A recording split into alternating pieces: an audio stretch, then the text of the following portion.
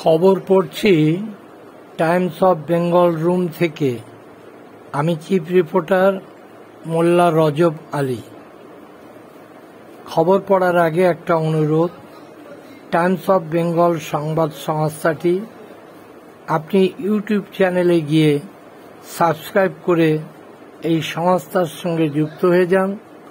আমাদের খবর দেশ বিদেশ রাজ্য জেলার স্থানীয় সংবাদগুলি আপনার কাছে সবার আগে পৌঁছে দেওয়ার আমরা অঙ্গীকারবদ্ধ। দুর্যোগ বিপর্যয় উত্তরবঙ্গে দার্জিলিংয়ের 9টি ব্লক ও 4টি মহকুমায় সবচাইতে বেশি ক্ষতিগ্রস্ত হয়েছে। একটি পয়সা কারুর কাছ থেকে পায়নি বললেন মুখ্যমন্ত্রী।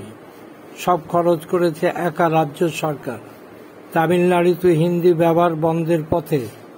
গাজায় ফেরত আসা মানুষের জন্য নতুন আতঙ্ক হয়ে উঠেছে বিপুল পরিমাণ অবিস্ফোরিত বোমা। বিশেষজ্ঞরা সতর্ক করেছেন যে কোনো মুহূর্তে এই বিস্ফোরক ভয়াবহ বিপর্যয় ডেকে আনতে পারে। বিজেপি রাজ্যের দিল্লি উত্তরাখণ্ডে ধর্ষণকাণ্ডে বঙ্গ বিজেপি নেতারা নীরব কেন, প্রশ্ন দেশবাসীর। বিহারে বিজেপি প্রার্থী ঘোষণার পরে এনডিএতে অসন্তোষ, ক্ষুব্ধ নীতিশ ও চিরাগ। বালুরঘাটে ডাইনির সন্দেহের শিকার 2-3 পরিবার। বকখালিতে ট্রলার ডুবি নিখোঁজে 2 মৎস্যজীবী। বাঁকুড়ায় খাতড়া মহকুমা হাসপাতালে চিকিৎসার গাফিলতির অভিযোগ। শিশু মৃত্যুকে কেন্দ্র করে উত্তেজনা। গাজা পুনর্গঠনে অংশ নেবে ভারত। প্রধানমন্ত্রীর নেতৃত্বে গঠিত হবে কমিটি। দেখা করবেন গায়ক জুবিনের পরিবারের সঙ্গে। আজ যাচ্ছে আসামে রাহুল গান্ধী। রেজিস্ট্রেশন না করলে বাতিল হবে টোটো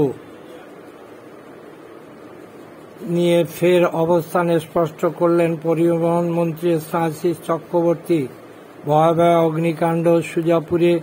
প্লাস্টিক কারখানায় পুড়ে ছাই কোটি কোটি টাকার সামগ্রী। পাক আফগানিস্তানে পাল্টাপাল্টি হামলা। উত্তরাখণ্ডের মতো ধস নামতে পারে সিকিমে, আশঙ্কা করলেন মমতা ব্যানার্জি।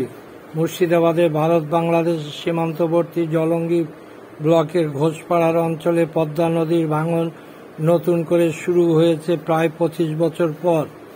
আরএসএস কার্যকলাপ নিয়ন্ত্রণ করতে নতুন নিয়ম আসছে কর্ণাটক সরকার। 33 বছর পর মুক্তি পেলেন ফিলিস্তিনি আন্দোলনের প্রতীক মাহমুদ ঈসা। খবর শেষ করার পরে আবার অনুরোধ করছি, Times of Bengal news channel YouTube চ্যানেলে গিয়ে বাংলায় লেখা ইংরেজি কথা টাইমস অফ বেঙ্গলে অবশ্যই লাইক করবেন, শেয়ার করবেন, সাবস্ক্রাইব করে আমাদের টাইমস অফ বেঙ্গলের আপনি একজন সাথী হবেন, সদস্য হবেন, পরিবারের অংশীদার হবেন বলে আপনাদের কাছে অঙ্গীকারবদ্ধ।